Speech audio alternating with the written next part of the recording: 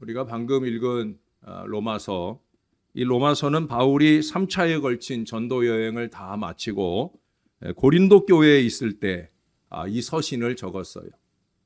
바울이 이 신약 성경에 적어놓은 서신이 13개 또는 14개 이렇게 보고 있는데, 이 로마서는 다른 서신들과 여러 가지 점에서 차이가 있어요. 그 중에 이제 대표적인 거 두 가지를 꼽자고 하면, 첫째는 수신자, 즉 로마 교회를 이 바울이 잘 알지 못한다는 거예요. 바울이 가본 적도 없고요. 그러니 바울이 직접 이 선교하지도 않은 그런 교회예요. 다른 서신서들은 다 바울이 개인이나 또는 교회를 복음을 전하고 세우고 그랬던 바울과 밀접한 관계가 있는데, 로마서만큼은, 로마 교회만큼은 안 그렇다는 거예요. 그러나 다만 여기 7절에서 말하는 것처럼 성도로 부르심을 받은 그런 사람들에게라고 하는 이 하나님 안에서의 형제 관계를 기초로 해서, 다시 말해 예수 그리스도를 같은 구조로 고백하는 신앙 공동체적 마음으로 이 서신을 적고 있다는 거예요. 두 번째는 바울이 이와 같은 이유 때문에 자신을 소개하고 자신의 신앙을 소개하는 그 서론을 다른 서신보다 길게 포함하고 있다는 거예요. 16장으로 되어 있는 이 서신서 가운데 서론 부분은 1장 1절에서 17절까지예요. 우리가 방금 읽었던 본문도 이 서론에 포함이 되어 있어서 특별히 로마 교회에 대한 바울의 마음을 잘 적어주고 있습니다. 우리는 이 본문을 볼 때 어린이들에 대한 교사의 마음으로, 또 성도들을 향한 목회자의 마음으로 이해할 수 있을 거예요.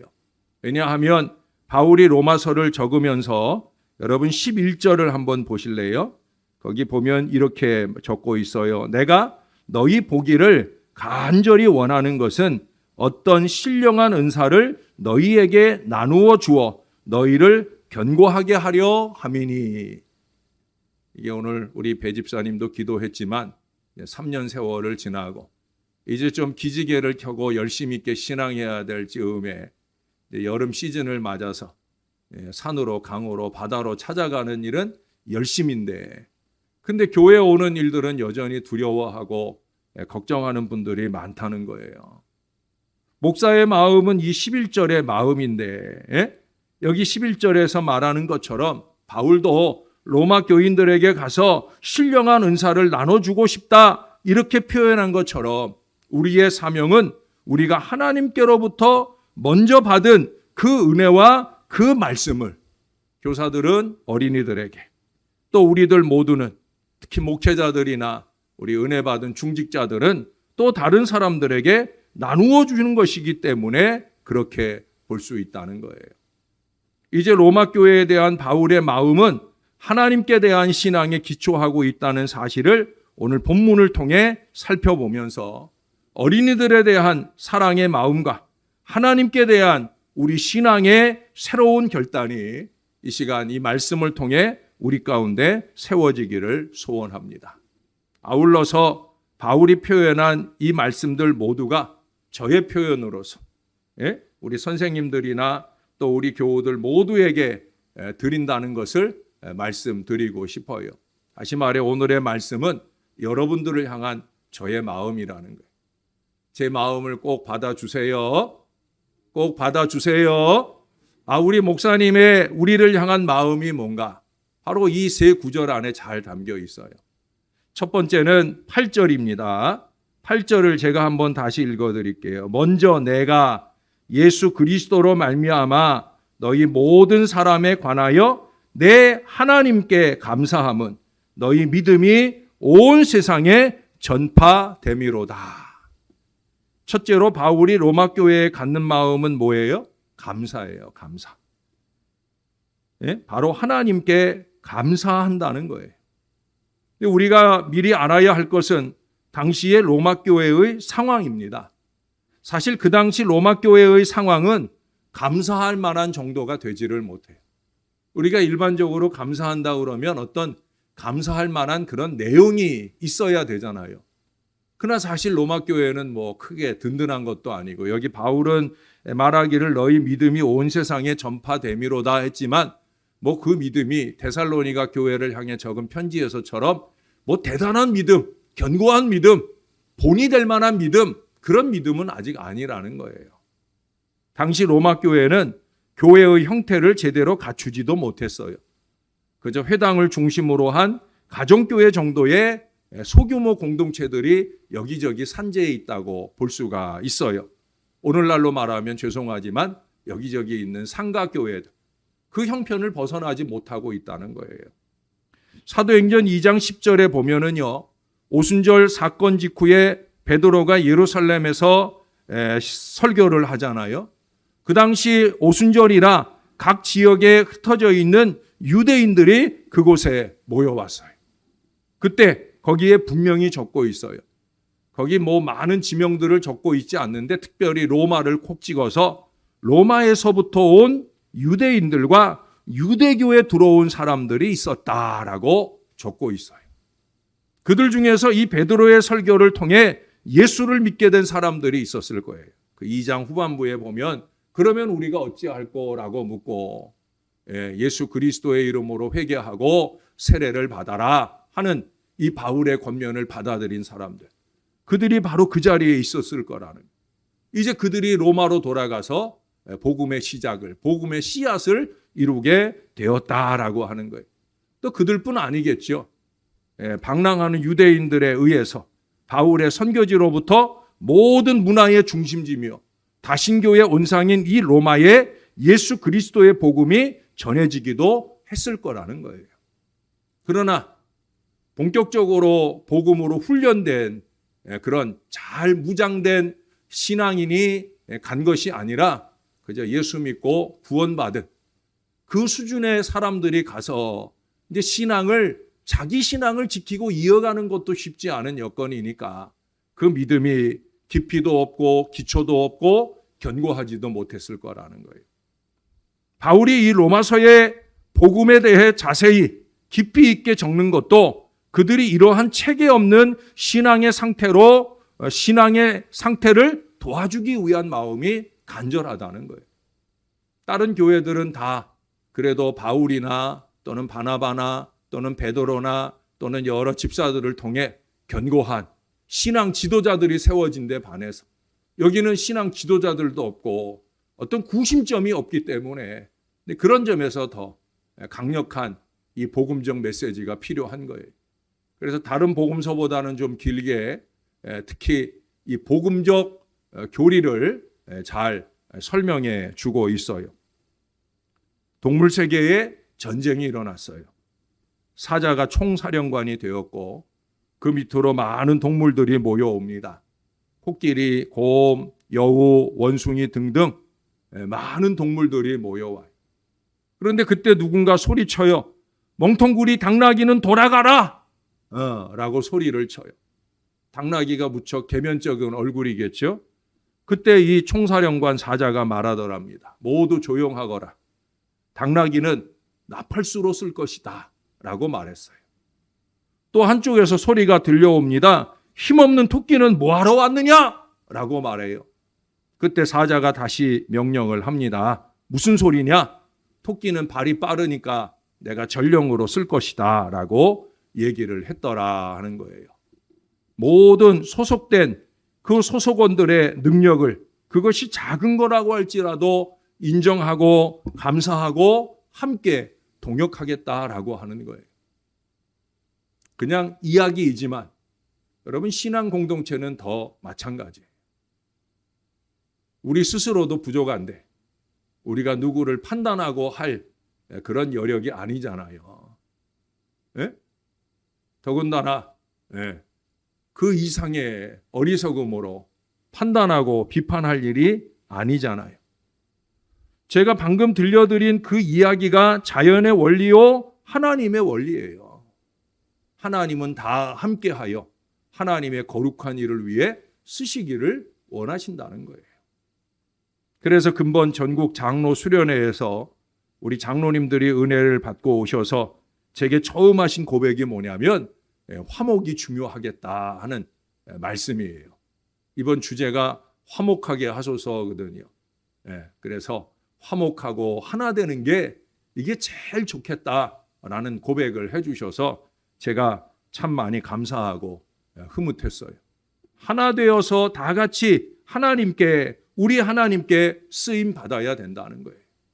누가 무엇을 잘하고 누가 어떤 것을 훌륭히 해내고 하는 것, 물론 그런 가치들의 크고 작음이 다 있을 거예요. 그러나 크거나 작거나 간에 우리의 미력한 힘을 하나로 모을 때 하나님 우리 가운데 놀라운 역사를 주신다라고 하는 거예요. 그러므로 바울도 이런 보잘것없고 어려운 상황에 있는 이 로마 교회의 믿음을 오히려 격려해 주면서 하나님께 감사하고 있어요. 흔히들 감사할 만한 것으로 감사하는 것보다 감사할 수 없는 상황에서 감사하는 것이 참된 감사라고들 하잖아요. 우리 교사들 생각하실 때 죄송한 얘기지만 지난 6개월여의 기간들을 돌아보면은 어떻게 보면 애들이 획기적으로 많이 늘어난 것도 아니고, 이렇게 눈에 띌만하게 해놓은 일이 없는 것 같고 부끄럽기만 한 그런 마음도 들 수가 있습니다. 주일날 사역을 마치고 나면 교역자들이 저에게 그날 주일날 왔던 아이들의 이름을 쭉 적어줍니다. 제 기도의 제목을 삼기도 위해서고요. 오늘은 어떤 아이들이 왔는가? 우리 교회 학교 아이들이 교회는 잘 오고 있는가? 왜 이 아이는 안 왔는가? 제가 대부분 교회 학교 아이들을 거의 다 외우고 있어요. 많지 않은 아이들이니까 아마 많았다고 해도 제가 다 외우겠지요. 저에게는 그 아이들이 중요한 기도 제목이니까. 근데 여름 행사를 앞두고 아이들이 오히려 숫자들이 더 점점 줄어들어요. 부모들이 자꾸 데리고 주일을 범하고 어디 놀러 가고 하고 이러니까 힘없는 아이들이 따라갔다 오느라고 주일날 교회를 못 오는 일들도 있고 하다 보니까 출석이 더 떨어져요. 목사 입장에서는 안타까운 마음이죠. 더군다나 우리 어린 아이들 신앙이라는 게 콩나물 자라도 쑥쑥 자라주지 않다 보니까 그만큼 안타까운 마음들이 많으실 거예요. 그러나 우리는 그 가운데서도 하나님께 감사하며 새로운 다짐이 있어야 할 것입니다. 우리의 나쁜 습성 중에 하나는 뭡니까? 자신이 관여하지 않은 일은 비판하고 잘못된 것을 찾아내려고 애를 씁니다. 목사의 설교를 가지고도 그런 일을 하는 사람들이 많으니까 어쩌면 당연하다 할 수도 있겠지만 그거 당연한 거 아니에요. 왜? 그런 사람들 보면 자신이 조금만 관여하면 어찌하든지 잘된 쪽으로 변호하려고 하는 어리석은 습성을 또 보여주거든요. 이것도 안 좋은 거예요. 여러분, 로마 교회는 바울의 양육과는 무관해요. 이 뒤에 로마서 15장 20절에 보면 바울은 분명하게 못을 박아요. 그게 어떤 얘기냐? 남의 터 위에 내가 절대 건축하는 일은 하지 않겠다. 로마 교회는 자기가 복음의 씨앗을 뿌린 데가 아니라는 거예요. 그래서 자기가 이렇다 저렇다 말할 것이 없다는 거예요. 또 거기에 내가 어떤 새로운 대단한 것을 쏟아붓지도 않겠다라고 하는 거예요. 그러나 그럼에도 불구하고 바울은 그들의 믿음의 소식만으로 감사하면서 이제 하나님의 더 큰 믿음의 역사를 위해 이 서신을 적고 있는 거예요. 사랑하는 여러분, 누가 어떻게 일을 했든지 간에 그것은 하나님의 역사이기 때문에 그래요. 바울도 객관적으로 평가할 수 있죠. 그러나 그게 중요한 것이 아니라는 거예요. 바울에게 있어서 로마를 바라보는 것은 그곳에 복음을 뿌리신 하나님의 역사예요. 그래서 감사하는 거예요. 하나님이 하신 일이다라고 하는 거예요. 여러분, 우리가 주의 일에 대한 비판은 자칫 하나님이 하신 일에 대한 비판이 될 수 있음을 잊지 말아야 돼요. 하나님이 하셨다라고 하는 거죠. 또 그런 마음으로 일해야 되는 거예요. 하나님이 하십니다. 저에게도 늘 자주 하는 고백입니다.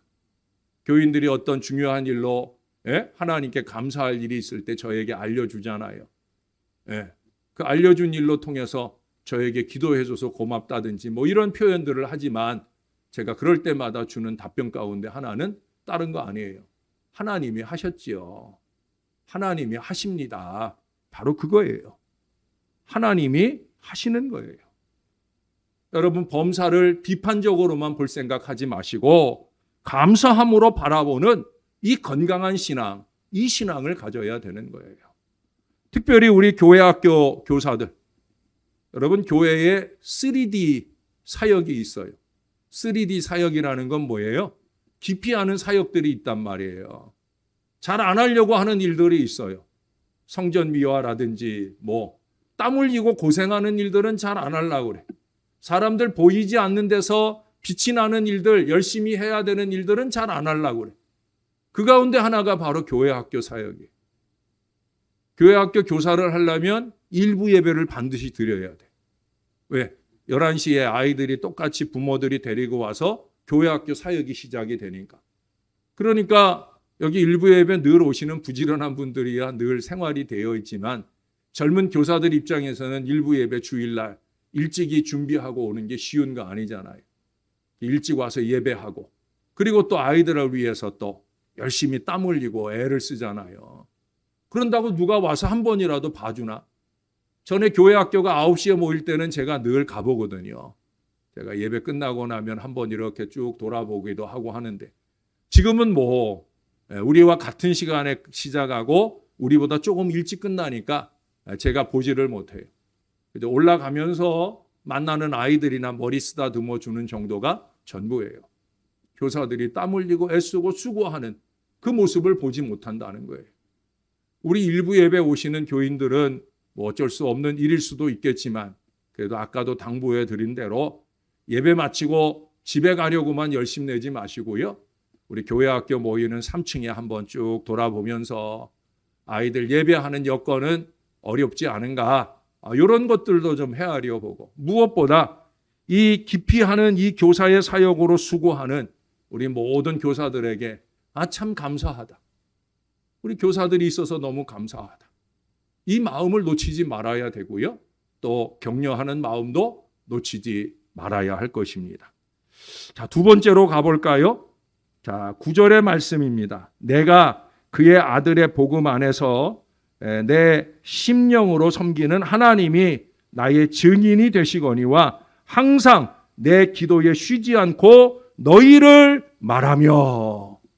바울이 자기와 아무 상관도 없는 이 로마 교회를 위해서 쉬지 않고 기도했다는 거예요.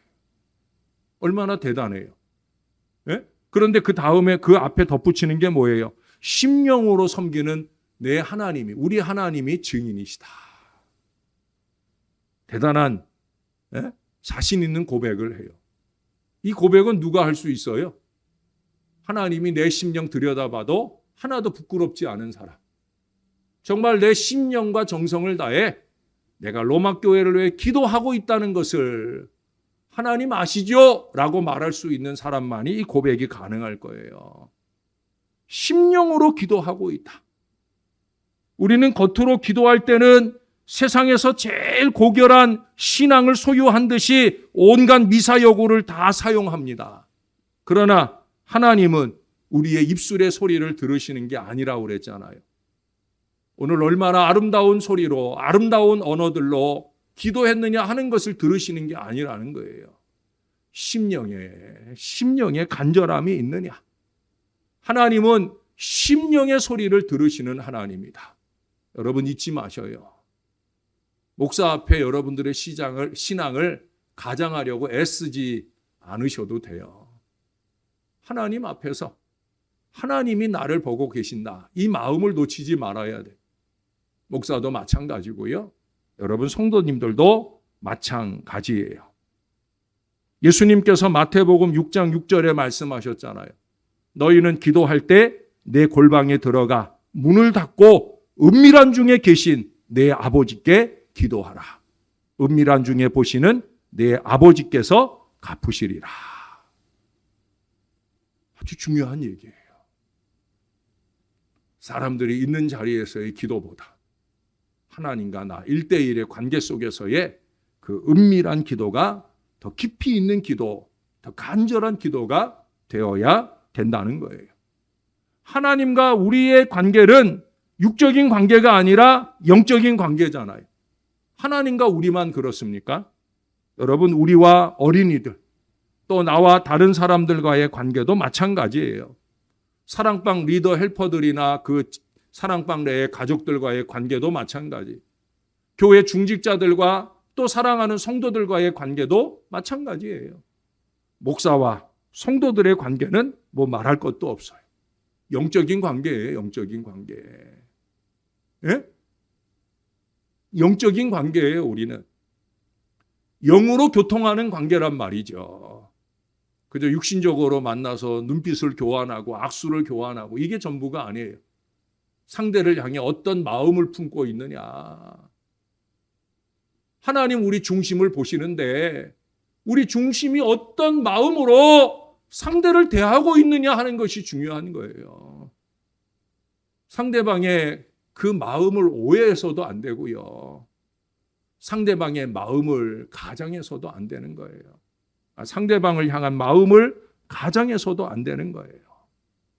여러분, 마음입니다. 하나님이 내 심령으로 섬기는 하나님이 나의 증인이다. 여러분, 이걸 우리가 잊지 말아야 되는 거예요. 바울은 이 신앙의 기초에서 알지도 보지도 못한 이 로마 교회를 위해 심령으로 기도하고 있어요.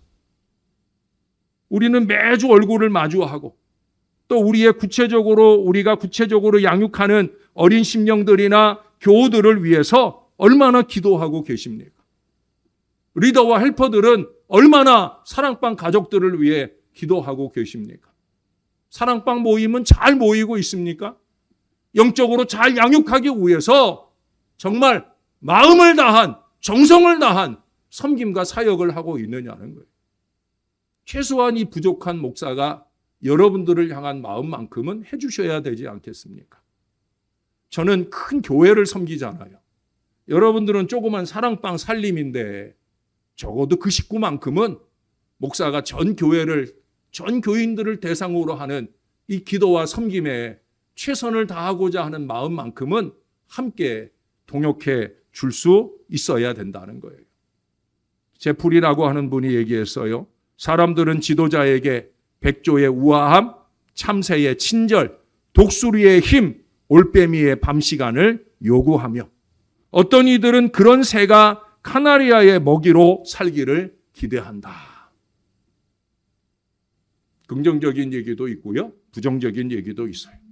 다 접어두고라도 지도자에게 정말 필요한 일은 바로 기도로 섬기는 거예요. 목사가 됐든 중직자가 됐든 사랑방 리더와 헬퍼가 됐든 교사가 됐든지 간에 지도자들에게 제일 중요한 건 뭐냐? 무엇보다 생명을 맡고 영혼을 맡은 목회자나 교사가 더욱더 그런 거예요. 기도가 최선이에요. 기도가. 모든 영적 지도자의 으뜸 사명은 기도라는 거예요. 교사도 평신도 지도자들인 중직자들도 리더나 헬퍼들도 으뜸 사명은 바로 기도의 사명이다라는 걸 잊지 말아야 되는 거예요. 새벽에 열심을 내야 하는 것, 또 금요일 저녁에 주님 앞에 모여오는 것, 그동안 못한 기도를 몽땅 세일로 드리는 그런 날로서 오는 것은 아닐 거예요. 그러나 우리의 부족함은 그런 귀한 시간들을 기도의 보따리를 한꺼번에 하나님께 안겨드리는 시간으로 만들어버릴 때가 있어요. 저는 그것만이라도 소중하다고 봅니다. 한 주간 내 기도 없다가라도 아니면 하루 종일 기도 없다가라도 새벽 시간만큼이라도 금요일 저녁만큼이라도 하나님 앞에 나와서 기도의 보따리를 좀 내놓을 수 있으면 그것만으로도 귀하죠. 그러나 그것조차도 없는 게 우리의 큰 문제가 아닌가. 사랑하는 여러분, 중보는 꾸준해야 합니다. 예? 그냥 어쩌다 한번 생각나서 하는 기도가 아니란 말이에요.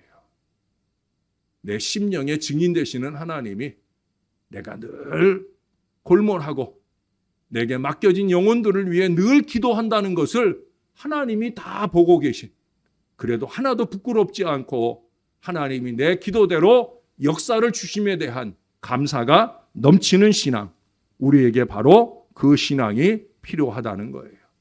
우리의 중심으로부터 우러나는 뜨거운 기도가 우리 모든 교사들에게 또 모든 중직자들의 마음 가운데 넘쳐서 우리가 하나 되는 게 무엇으로 하나 되느냐? 기도로 하나 되는 거예요. 기도 없이 아무리 하나 되자고 떠들어봐야 소용없는 얘기예요. 떠드는 그 소리를 기도로 바꿀 때 그때 우리는 진짜 하나 되는 거예요. 그러면 역사를 보는 거예요. 교회학교 부흥의 역사도 보고 우리 신월제일교회가 부흥하는 은혜의 미래도 열리게 될 줄로 믿습니다. 믿습니다. 믿는다고 아멘 고백하신 분들은 기도를 시작하셔요. 내 옆에 앉은 사람들을 위해서라도, 내 사랑방 가족들을 위해서라도, 또 여러분들이 지금도 보고 계시는 이 부족한 목사를 위해서라도 여러분 기도하시기 바래요. 자, 10절을 또 가서 보겠습니다. 어떻게 하든지 이제 하나님의 뜻 안에서 너희에게로 나아갈 좋은 길 얻기를 구하노라. 바울이 로마 교인들에게 가고 싶어 해요. 예. 뭐 다른 이유 아니겠지요. 아까 11절 읽어드린 것처럼 어떻게 하든지 그들에게 주님의 복음으로 그들을 좀 견고히 세워주고 싶은 간절한 마음으로. 쉽게 얘기하면 복음 전하러 가고 싶은 거예요. 그런데 중요한 전제를 하나 말하고 있어요. 요거 놓치면 안 돼요. 거기 뭐라고 얘기를 해요? 어떻게 하든지 이제 하나님의 뜻 안에서, 제가 자주 강조하는 데오볼렌테죠. 하나님 뜻이라면, 예? 로마에 가고 싶은 마음이 간절하지만 하나님 뜻 아니면 안 가는 거예요. 하나님 뜻이면 가겠다는 거예요. 복음을 전하는 일만큼 하나님이 기뻐하시는 일이 어디 있겠습니까? 그러나 그것조차도 하나님 뜻 안에서 하겠다는 거예요. 아주 중요한 얘기예요, 여러분. 예? 내 편의에 맞춰서, 내 여건과 능력에 맞춰서 내 맘대로 하는 게 아니에요. 하나님의 뜻 안에서 하는 거예요. 하나님이 주신 감동을 따라 우리가 행하는 모든 헌신과 모든 수고를 다 하나님의 뜻, 바로 거기에 초점을 맞추는 거예요. 그래서 바울은 이 신앙의 기초에서 로마서 12장 2절에서 이렇게 고백을 하잖아요. 너희는 이 세대를 본받지 말고 오직 마음을 새롭게 함으로 변화를 받아 하나님의 선하시고 기뻐하시고 온전하신 뜻이 무엇인지 분별하도록 해라. 지난주에 변화를 말했어요. 변화가 그저 내 생각대로 내가 옳은 대로 살아가는 게 변화가 아니에요.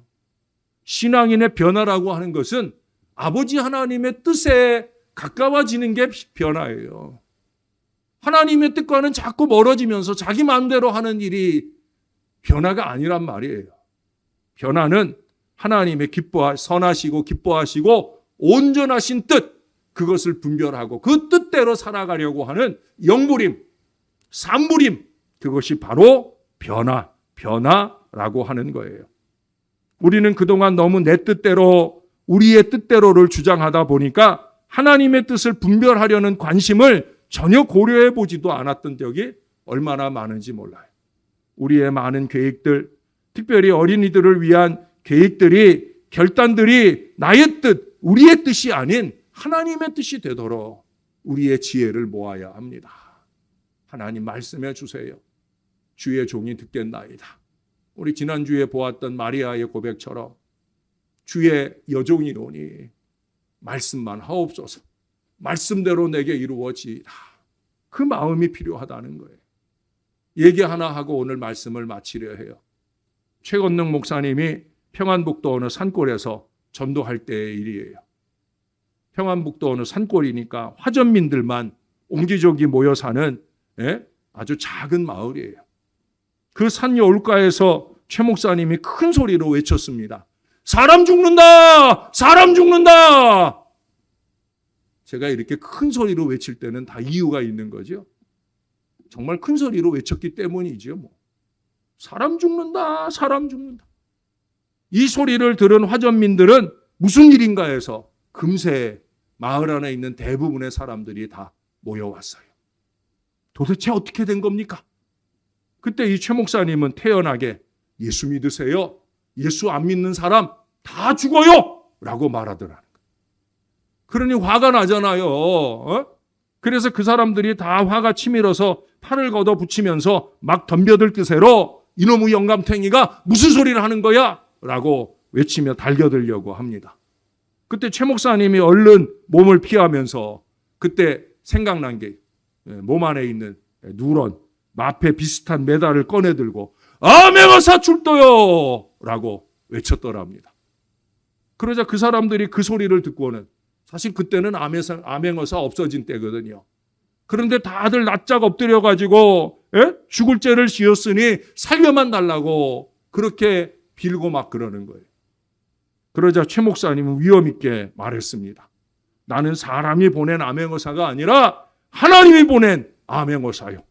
여러분은 하나님을 섬기지 않으면 죽고 살아남지 못할 겁니다. 라고 말했어요.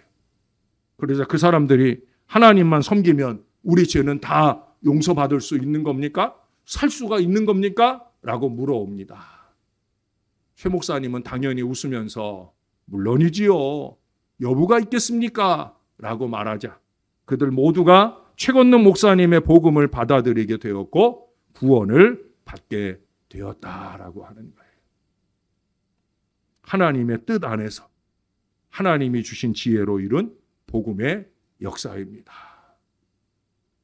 여러분 요즘도 TV 이렇게 켜시면 TV에 나온 선전들 가운데 여러 선전들이 있지만 저는 기억에 남는 선전들은 다른 거 아니고 아프리카를 돕자 어디를 돕자 특히 아프리카 어린아이들이 그 수도가에 모여온 것 수도가에 모여오기 전에 그 아이들은 이건 도저히 먹어서는 안 되는 물이에요. 이거 먹으면 병들고 죽을 게 뻔한 아주 너무 더러운 물 그런 물들을 아이들이 먹고 병드는 장면들이 나오잖아요. 그리고 이제 그 구호의 손길을 통해 그 정제로 된 약을 이렇게 넣으면 물이 이렇게 정화가 돼가지고 먹을 수 있는 물이 되거나 아니면 그 이상 오히려 수도를 파주거나 우물을 파주는 일들로 통해서 한 마을을 한 학교를 다 먹게 하고 살게 하는 그런 장면들이 나오잖아요. 이 작은 일이 아니거든요. 물론 우물 하나 파주고 아이들 먹게 하고 살게 하는 것도 중요하지만 그 우물 하나 파주는 걸 통해서 한 마을이 복음화되는 놀라운 역사들도 나타나거든. 제가 가나 얘기를 여러 번 드렸는데 가나는 정말 그런 곳들이에요. 족장들이 온다니까요. 목사를 찾아와요. 우리 마을에 우물 하나만 파주면 우리 마을은 다 예수 믿겠습니다. 원하는 곳에 교회 짓고 우리 예수 믿기로 하겠습니다. 라고 찾아와요. 그래서 많은 우물들을 우리 노예로 통해서 파게 되었고요. 보이지 않는 손길을 통해 위대한 하나님의 일들이 진행이 되어지고 있어요. 이게 뭐예요? 하나님의 뜻 안에서 하나님의 일을 하는 거예요. 복음의 확장, 복음의 선포, 그것은 비단 교회 학교의 일만은 아니라는 거예요. 늘 이 복음 사역에 앞장서 수고하시는 교회 학교 교사들과 각 사랑방의 리더 헬퍼들에게 감사하는 마음은 물론이고요. 우리들 모두가 항상 이 복음 증거의 사명에 깨어 있기를. 하나님 뜻 안에서 감사와 기도로 이 가르침의 위대한 사역이 풍성한 결실로 넘쳐나기를 소원하는 저와 여러분들의 마음이어야 될 줄로 믿습니다. 그냥 오늘 교사주일이 교사들을 격려하고 감사하는 마음만 아니라 저와 여러분들의 마음에 이 거룩한 마음들이 준비될 수 있다고 하면 하나님 뜻 안에서 하나님의 영광을 받으시고 저와 여러분들에게는 더 많은 은혜를 통해 많은 영혼들에게 복음이 전해지는 위대한 역사가 나타나게 될 줄로 믿습니다. 이와 같은 일에 쓰임받는 거룩한 하나님의 사람들 다 되시기를 예수님의 이름으로 간절히 축원합니다. 기도하겠습니다. 좋으신 아버지 너무 감사합니다. 아버지 하나님의 큰 은혜 속에 우리 교회 학교가 4개 부서로 이렇게 우뚝 서 있게 해주시니 감사합니다. 아직은 아이들이 너무 많습니다. 참으로 5년 전, 10년 전 많았던 우리 교회 학교 아이들이 많이 사라져 버렸습니다. 코로나19 때문이기도 하고요. 아이를 적게 낳는 이유 때문이기도 하고요. 여러 이유들이 있지만은요. 하나님, 그래도 여전히 우리 사랑하는 예담 유아 유치부, 살롬 아동부, 비전 청소년부, 엔투 청년부, 이 믿음의 기관들을 잘 세워주시고 이 기관들을 섬기는 건강한 교사들, 뜨거운 교사들이 있도록 인도해 주신 것 감사합니다. 저들의 열심 있는 사역을 통해 우리 교회 학교가 더욱더 부흥 성장하는 놀라운 역사를 이루어 주실 줄로 믿습니다. 그리 아니하실지라도 우리는 우리의 맡겨진 자리에서 어린 영혼들이 잘 자라기를 위해 땀 흘리는 모든 교사들 우리 하나님이 위로하시고 격려해 주시옵소서. 무엇보다 온 교회가 복음적 교사의 사명을 가지고 세상에 연약한 자들, 세상에 죽어져가는 자를 향해 우리의 심령으로부터 뜨거운 기도와 감사로 그들을 잘 섬겨내길 원하는 간절한 마음이 있게 하여 주옵소서. 무엇보다 아버지 하나님의 뜻 안에서 아버지의 일들을 선하게 이루어가는 하나님의 사람들로 우리 모두가 하나 되게 하여 주시옵소서. 감사를 드립니다. 예수님 이름으로 기도합니다. 아멘.